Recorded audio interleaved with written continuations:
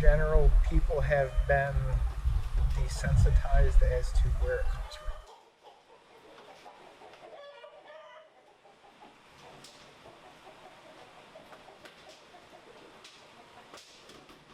A lot of people have lost the connection as to what it is before it ends up on your plate and how it got there and who got it all the way there and how it lived and everything else.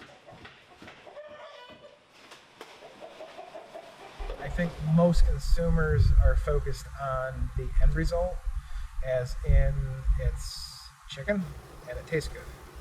For us, the end result is very tiny and there's a huge picture behind it as to what actually goes on before it gets there. But what we're concerned with up until that point is that it was treated well, it was healthy, and it was processed humanely. And then the amount of work that went through to do all the cut-ups and then to go in a freezer and how much is actually involved in it. We almost couldn't raise birds and stuff.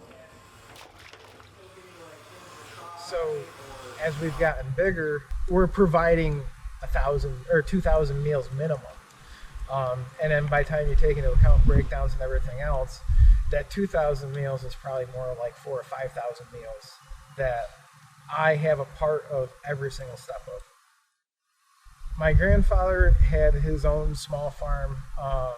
He raised some pigs, he had egg layers, he had cows, basic family homestead type deal. I remember interacting with pigs at that time. It's probably one of my oldest childhood memories. And my mom explained to me then that we treat the animal as if it was a pet or whatever. We wanted to make sure it had the best quality of life at that point, but also that the following week we were going to have breakfast, and that's where it came from. From when I was 5 years old until now, that lesson was still instilled in me as to this is just what needs to happen to get to the end result. And if I'm the one doing it, then I know how it was handled. I know it was treated humanely until it ended up in the freezer. So that's animal welfare is number one, because basically the ultimate sacrifice in the end, they have to die so we can eat. So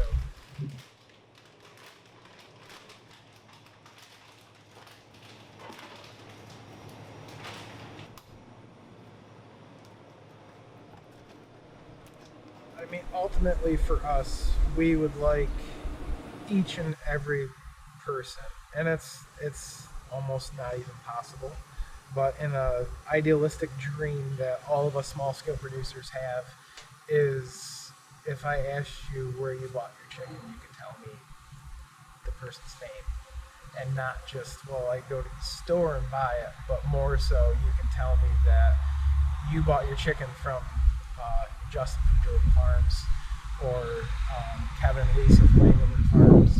But it means more than anything to us if you can say a first name and have a direct association with the person you buy your products from.